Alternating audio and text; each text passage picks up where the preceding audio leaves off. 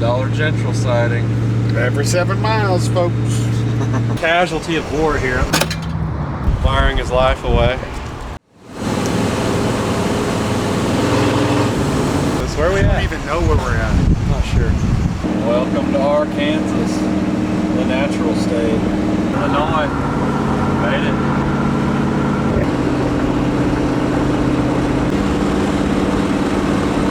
Mighty Mississippi. What is that?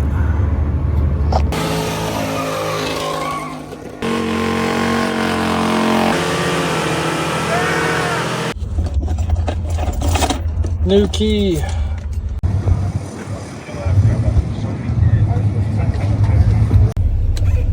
Oh, the day has finally arrived. Hot Rod Power Tour 2025. And me and Lieutenant Dan, the 1968 LTD, are on the road. We are off. First leg will be from my house in San Antonio to pick up my buddy Mike in outside of Houston, Texas. We've got 2 hours and 59 minutes, it looks like, and 191 miles. So this will be a good test for the car. She's been 70, 80 miles in a day. She's had a few highway runs, but nothing to that distance. So we're hopping on the interstate here, and hope everything goes well. Wish us luck. I'll have an update here in a little bit, let you know how things are going. And mileage update, just to let you know before we start here, we are at 23,596 on the odometer. Keep track of that, it does work.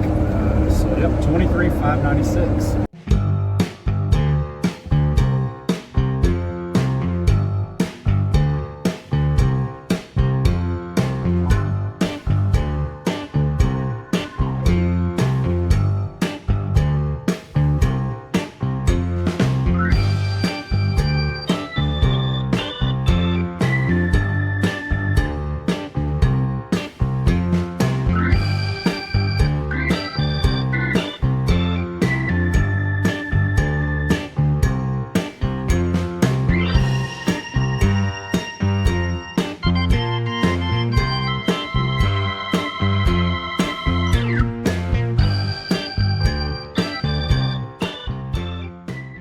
Well, we made it about 190 miles from San Antonio to outside Houston. Lieutenant Dan is still running.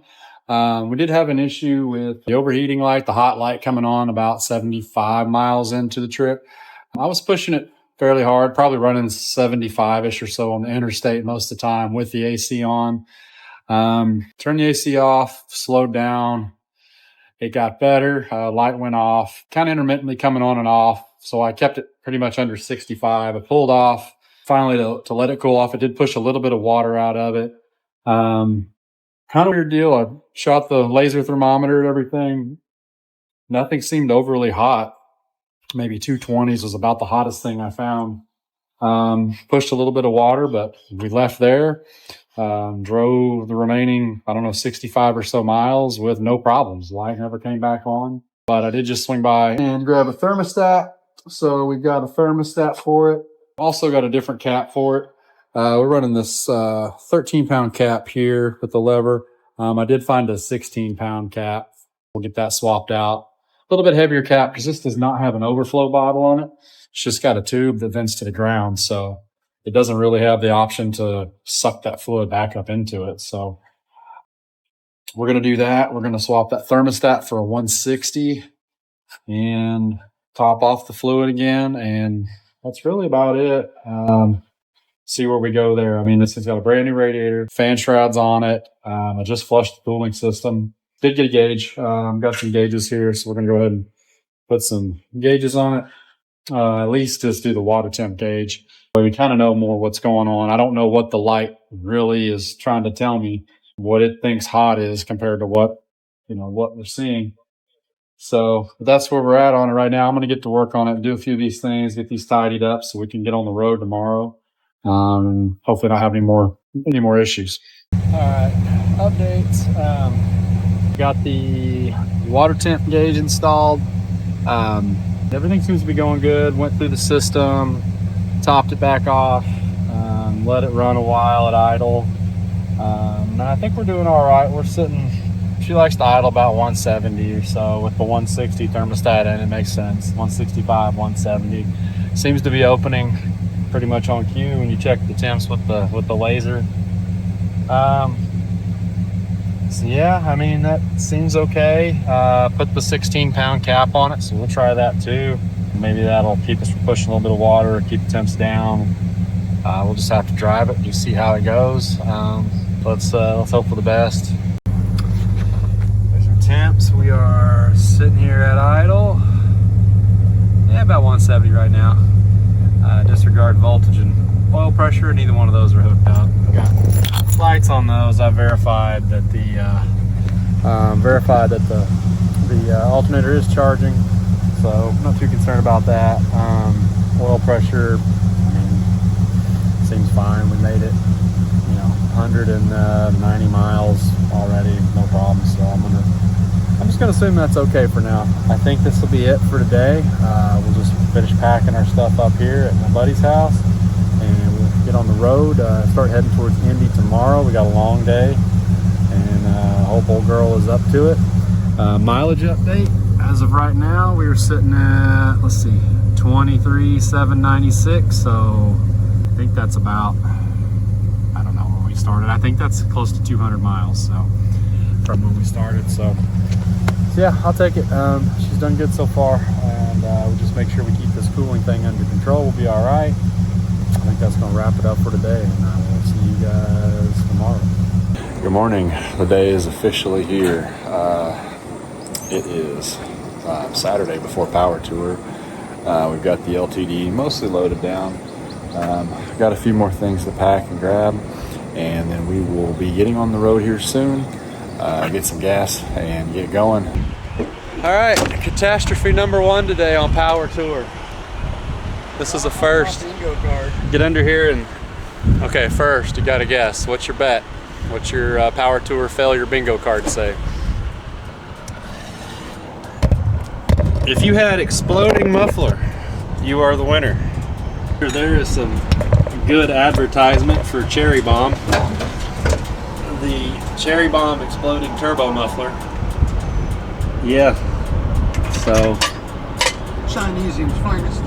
this is going to be fun. Let's see what we can do to get this thing at least quit dragging the ground, and so we can keep moving. Still in Texas. Mike's over here wiring his life away. We started having a random intermittent dropping out of the ignition going down the highway, and we got the Pertronix relay running off of the ignition or cranking terminal on the starter, so I'm wondering if maybe when this is dropping back to 6 or 7 volts, if it's not enough to make the relay happy and it's dropping out. So we're going to just hot wire it right to the Pertronix to eliminate that issue and see if that fixes the problem. Also had to just replace the starter. Thanks to O'Reilly for driving 5 miles. You have to tell them why we have to replace the starter. Yeah, so note, do not crank the vehicle while going 50 mile an hour down the interstate when it dies. Lodged the starter in, would not work. We took it loose, put it back in. Then had to get metal out of the flywheel. Yeah, had a chunk of tooth of something stuck in the flywheel. What is that? What is that? So, O'Reilly here in Shepherd, Texas was cool enough to drive 5 miles to drop it off to us. We got that swapped out. Car starts now, so we're going to give this a whirl. Load up on something to drink, go to the bathroom, and hit the road and see if we can get a few miles down the road this time, and hopefully no more problems. Well, at least for a little while. Well, gas stop somewhere in the middle of East Texas. Where are we at? I don't even know where we're at. I'm not sure. I don't know. Sneaking up on Louisiana somewhere, but we had another backfire and ignition dropout, and needless to say, we got another casualty of war here. I don't know if you can see that, but yeah, we've got 2 grenaded cherry bombs, so she's getting a little noisy. Mike's got our muffler repair tool over here, getting ready to clearance that. She's been dragging for about 100 miles, but at this point we kind of know the drill, so we just let it rip. So other than the ignition deciding to drop out whenever it feels like it, well, a few times. It's usually when we push it 70 mile an hour and above. Sometimes it seems like after 50, 60 miles it gets mad. So we're still trying to work through that. But other than that, we're finally getting some miles down. So we're gonna get back on the road and see what happens. Hopefully not too many more issues.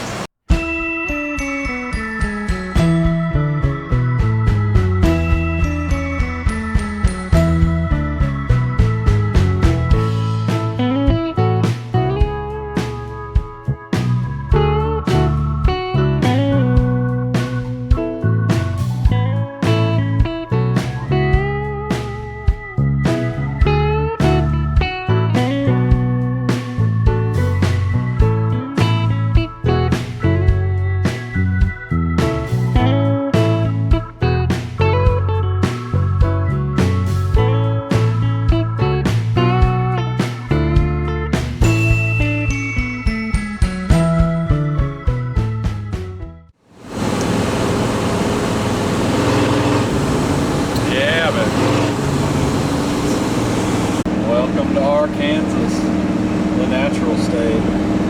But you don't say Kansas. No, there is no such thing as Kansas. So it's Kansas. Kansas. But it's Arkansas. Arkansas.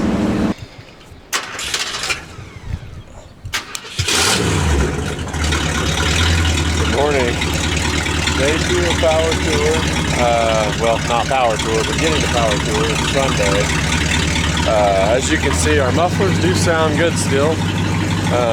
We made it to somewhere in Arkansas. Fine folks at Jordan's gas station. So we popped in here, slept here for a few hours overnight to save on a hotel, and we're gonna gas up and get back on the road. We should be in Indy this early afternoon, so that's the goal. So, all right, let's get to it.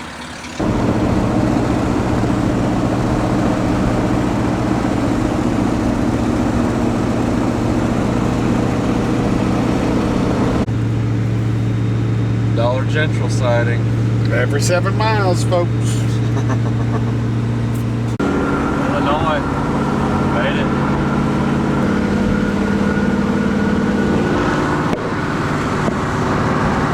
Land of Lincoln.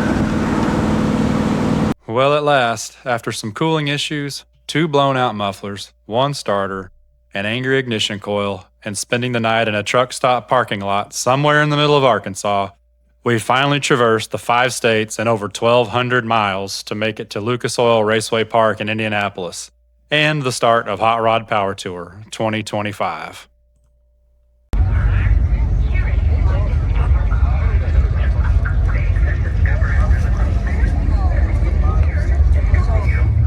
Motorboat.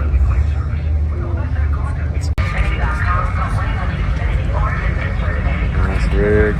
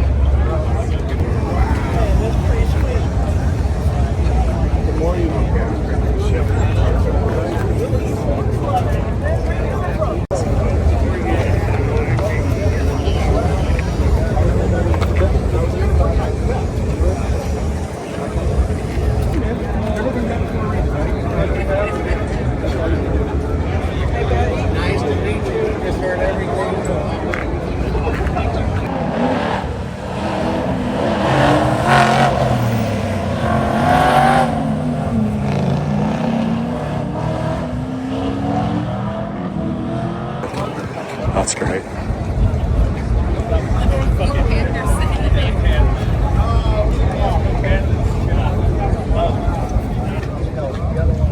Check that one out. That's pretty cool. Bug life.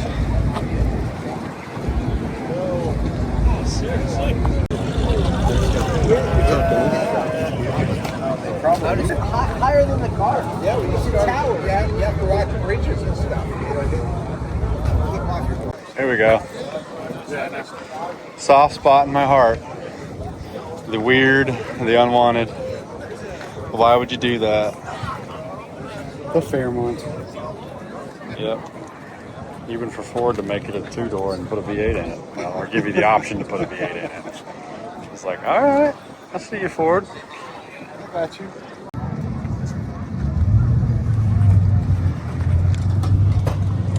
I'll be nice to let you drive out. Thanks, buddy. Appreciate that.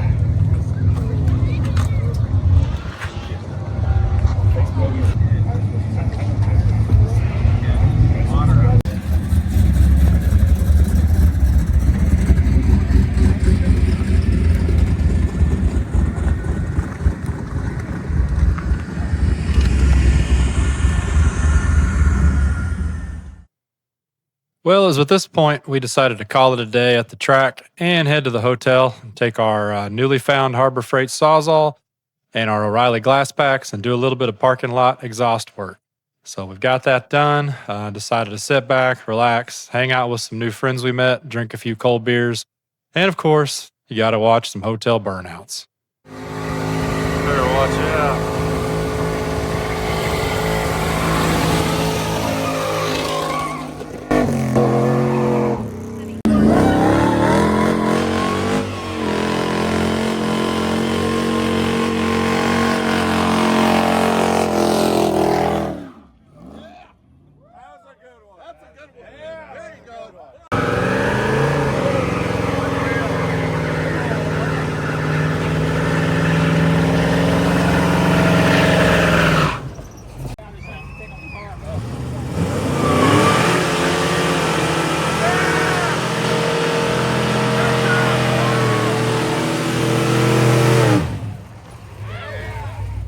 And just like that, day one of Hot Rod Power Tour is over. And it's the next morning and it's time for us to get up, get ready, get our free hotel breakfast, and get back on the road. Now, our next day is in Joliet, Illinois at Route 66 Raceway. And the Power Tour is not going to take you on a traditional route like you would think on the interstate or the quickest way. You're going to go through small town America. You're going to get to see things that you would normally never get to see. And the best part is you get to do it with your friends and you get to do it in a classic car. Now, typically these small towns will turn out. There will be people lined up on the sidewalks. You have little kids out and about, other people in the Power Tour throwing out Hot Wheels. So it's a good time. It's a good chance to get the next generation involved. These are long, grueling days, a lot of miles, a lot of traffic jams, but it's a blast and it's what makes Power Tour Power Tour. So with that said, we're going to get back on the road and get to it, and we'll see you in Joliet.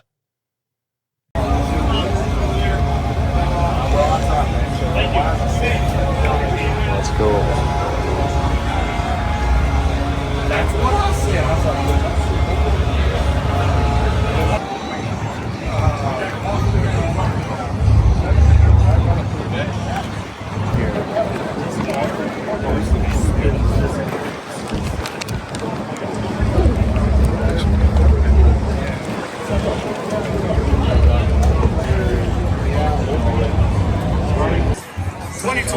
She's the first female to race in the Porsche Carrera Cup North America 2022 Kelly Moss Porsche.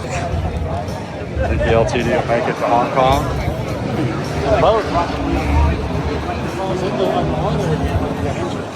Yeah.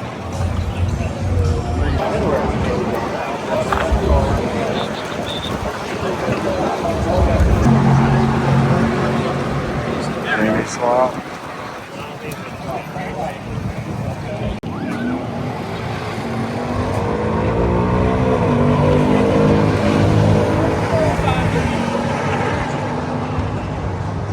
Hot Rod Power Tour 2025. That's Hamlet, Indiana. It's on the official Power Tour route. So it's not falafel. And with that, day 2 of Power Tour was over. And next morning, Wednesday, day 3, get up, do it all over again. Day 3 took us from Joliet, Illinois, and Route 66 Speedway, underneath the lakes and across northern Indiana into Fort Wayne, Indiana, for day 3 of the Power Tour, where it was a lot more of the same and a lot more pretty driving, a lot more scenic driving, a lot more small towns, and another chance to just see a part of America.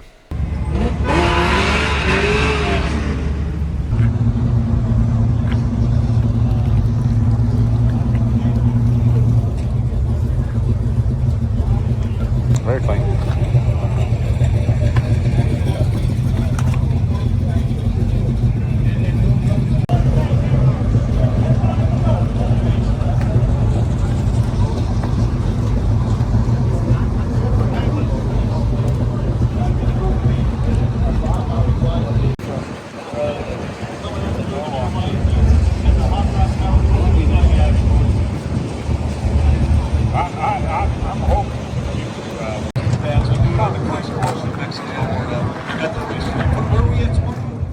Good morning, day 4 Hot Rod Power Tour. We are here with 68 LTD, Lieutenant Dan. Today's route will be from, where are we at? Fort Wayne, Indiana to Monroe, Michigan. So we got to go by O'Reilly this morning early. Luckily they got an ignition switch in stock, so I'm going to go pick that up. The old one exploded yesterday. It literally came apart when we went to leave the restaurant last night, turned the key, and it just fell apart. New key, now that the old one has come apart, exploded. So until we get a new one, until we come up with one at O'Reilly, this is the setup. So we got to replace that. A few little things we're kind of working through. So wish us luck. We got not a terribly long route today. I think about 160 miles, but it's through small towns, a lot of it. So could be a slow one. We'll see. Hopefully things don't get too crazy today. I think it's going to be about 85 here, so one of the warmer days, but it will be cooler up in Michigan, I think, in the 70s. So should be okay. But yeah, we got to do a few things to the car, and hopefully things go smooth today. So, all right, I'm off to O'Reilly and get this part, so we can get back here, get loaded up, and get on the road.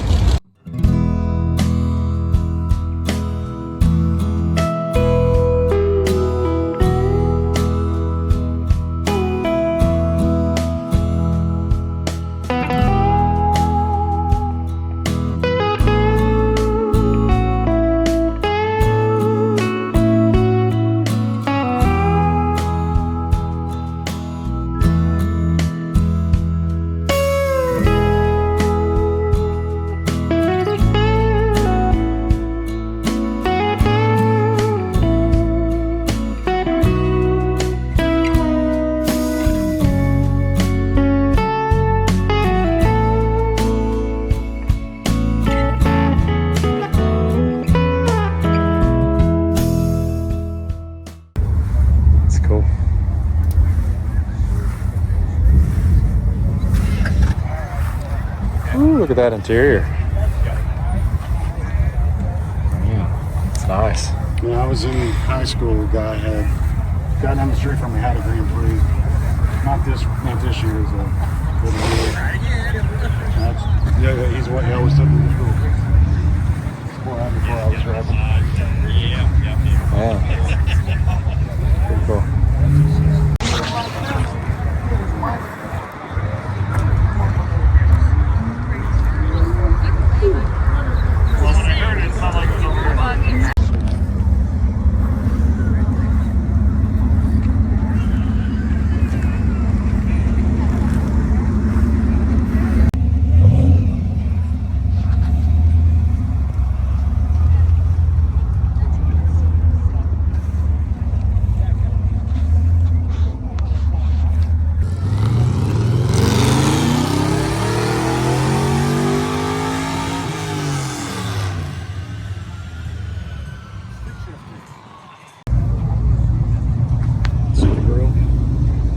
Like a banjo.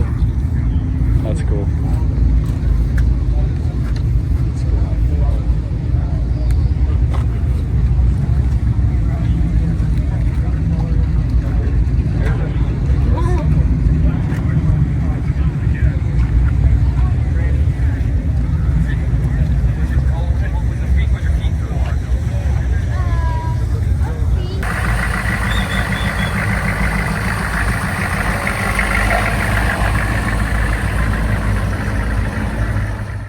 Good morning. Hot Rod Power Tour. This is day 5. We are in Monroe, Michigan.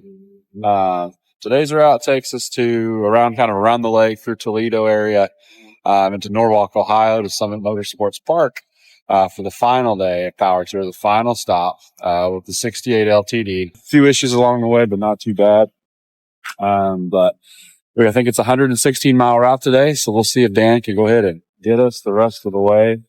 We're going to make it a short one today, get in the venue, get our credentials, get our long hauler plaque, and then get back on the road. We got, I don't even know, 23 hours home to San Antonio for me and about 20 hours home to Houston for Mike. So, I think we're going to do that, get out of here and try to get down to, Nashville area where his parents live, stay there tonight and make it a long drive tomorrow, maybe make it all the way back to his house. And then, I'll head home Sunday morning in time for Father's Day. So that's the plan. So we're ready to get back home and see my wife, see my daughter. So, yep, that's it.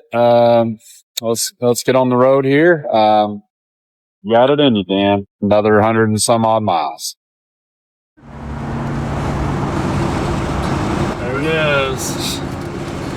Mighty Mississippi. I see you putting dynamite in there, buddy. Gotta get some walleye sometime.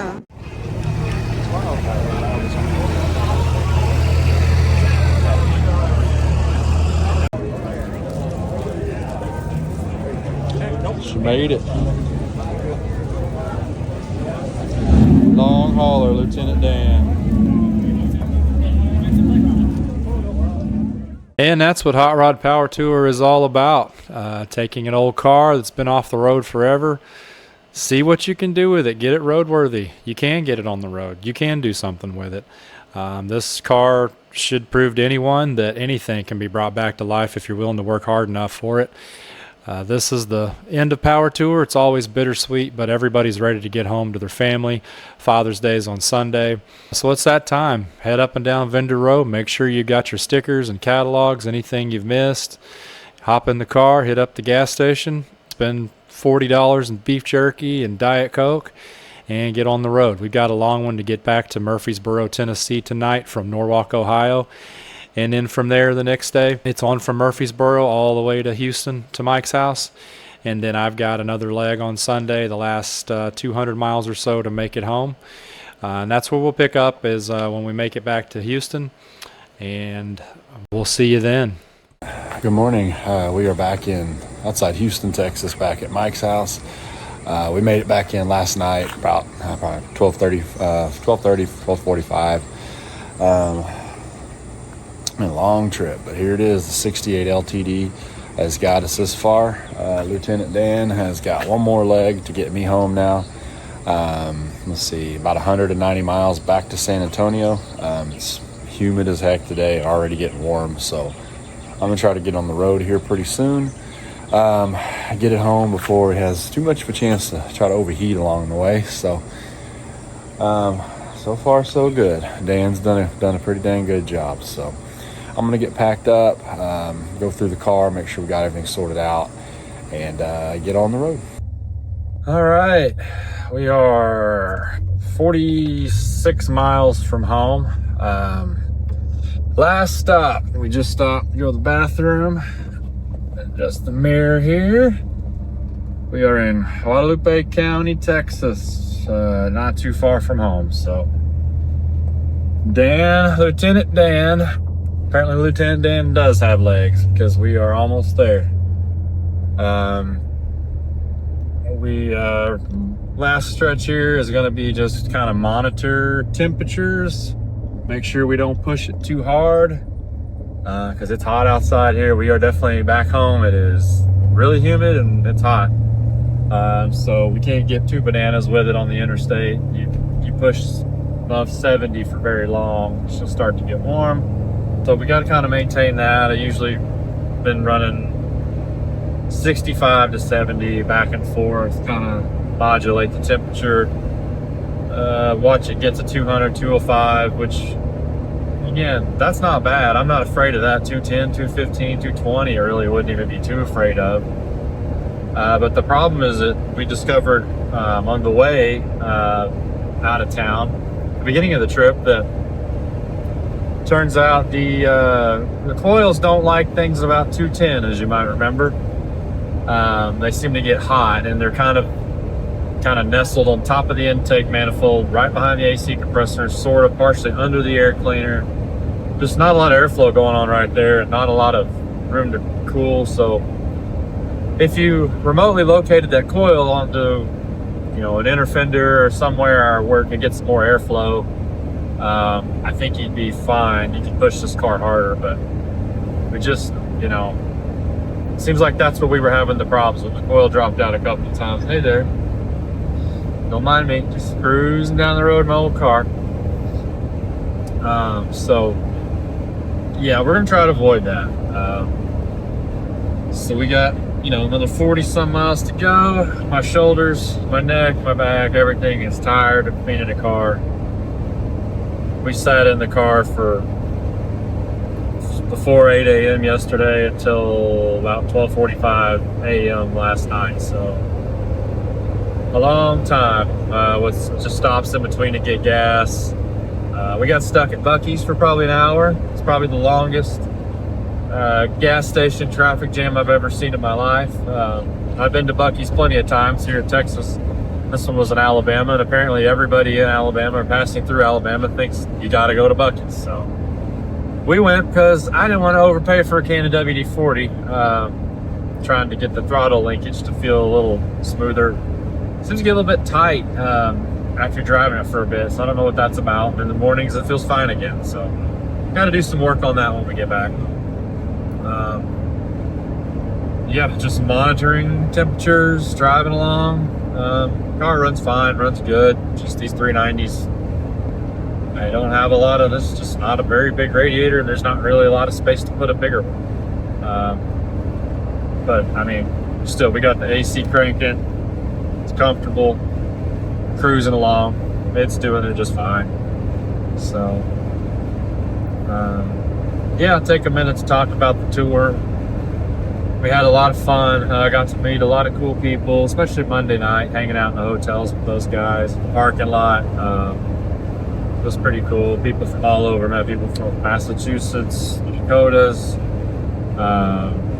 you name it, North Carolina, Ohio, just all over the place. A lot of people from Texas made the trip, and it's pretty cool to see.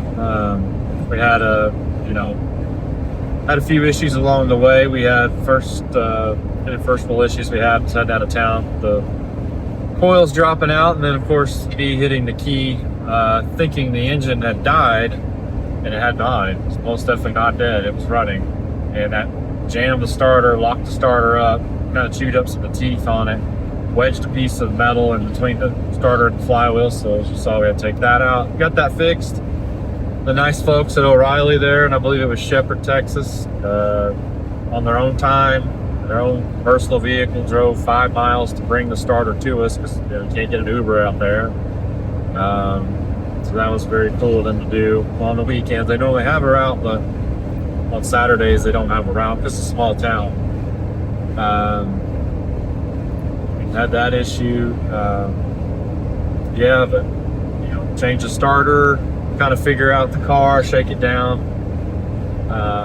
Had an ignition switch explode in the middle of the trip, just came apart. So again, lucky another O'Reilly had that. Got that fixed, got that done. But yeah, we along the way we managed to run the car out of gas. I don't think I showed that. Just in the middle of all of it. We were getting close to getting to Indy. Might have had a little navigational error with how many miles we had gone. Thought we had gone like 250, 260 miles. It turns out when we had checked on that to see how far we'd been, did something wrong on the GPS, and it really been like 305 miles. So, and you might think, well, just what about the gauge? Well, the gas gauge works, but the new sending unit, the float's a little bit off. So full is really maybe a little over 3/4 is full, and it'll stay on E for quite a while before it's actually empty. So just, and I thought we had a 25-gallon tank. I looked it up online. It says 25, not a 25-gallon tank. With that thing out, and I put about a gallon in it after a nice guy from Illinois, outside of St. Louis. I didn't catch his name. Checked on us. I just figured out, hey, there's no fuel in the fuel filter. This thing's out of gas. Took me down to the nearest gas station, bought a gas can, filled it up, brought us back. Again, didn't catch his name. He's driving, I think, a '68 Mustang, blue Mustang. Nice guy. Thank you very much if you're out there, if you watch this. But yeah, I've come to find out it's not a 25-gallon tank. Filled it up at the gas station, next closest one. I got maybe 21 and some change in it. So that thing, on its best day, might hold 22 and a half, 23. So combine not having as big a capacity tank as we thought, and us misguiding the mileage, you run out of gas. That's how that works. So the car did pretty good. Other than that, we're running about, every time we checked it before that, we're running about 14 miles per gallon. So the way we had the math figured, we still had plenty of range, but we didn't. So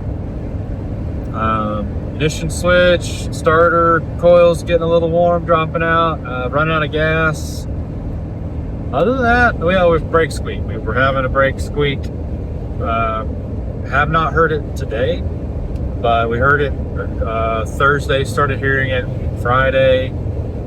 Not in the morning, but as the day goes on your drive, you start to get to low speeds, you hear the brakes squeak, squeak, squeak, squeak, squeak. Still not entirely certain what's causing that. I figured they're not getting hot. They're working. So let's leave it alone until I get home, and I'll take a look at it this week and see what's going on there. But man, we've hit up well over 3,000 miles in this trip, and the car has done really well. I mean, we're talking it's a 57-year-old car that literally was asleep for 35 or so years.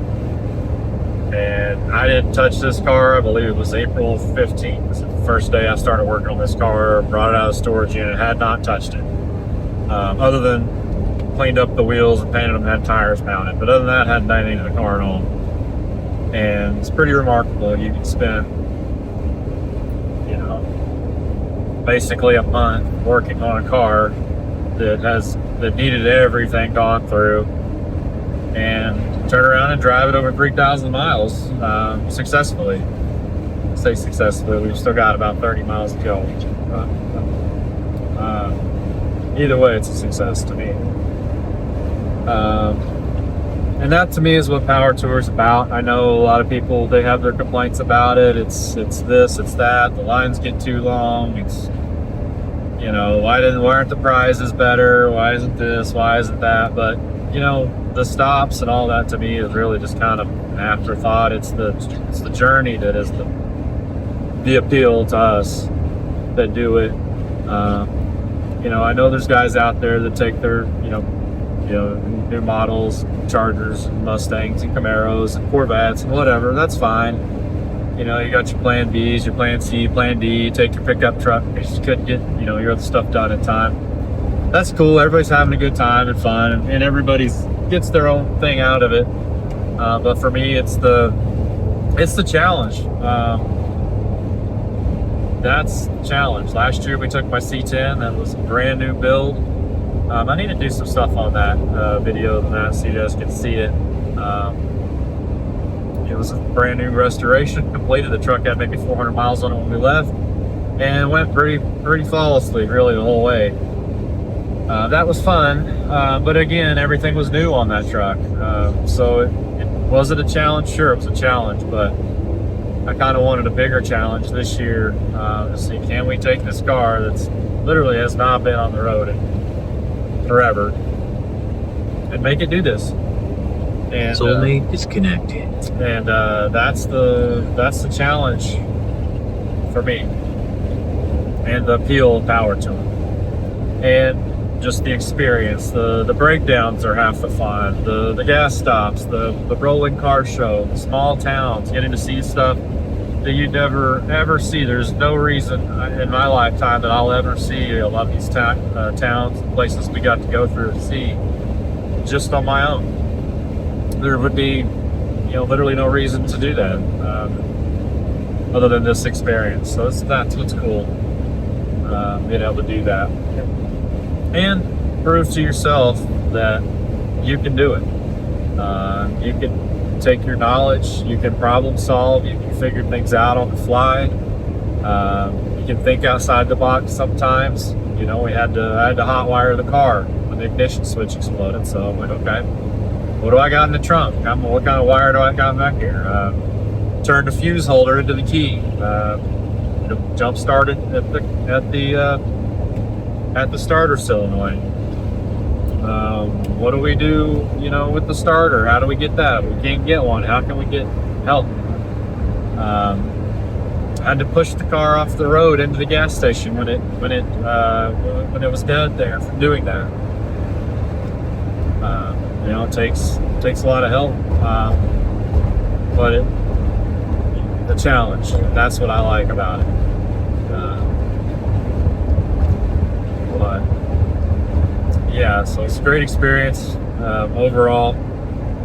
I highly recommend it. If you're into old cars, you get to see anything and everything out there, and a lot of nice cars, a lot of, we're talking six-figure type restoration and up cars, and a lot of beaters, a lot of daily drivers to, cars, that people drug out of the woods or out of tree row, or out of a carport, or out of wherever, and got it running. So a lot of cool stories. So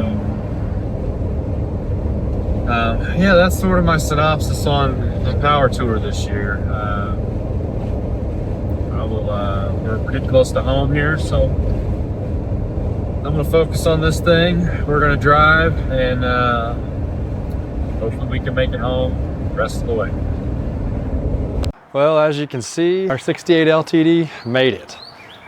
We are back from Power Tour, 3,600 miles, give or take, 12 states, proof that you can do it.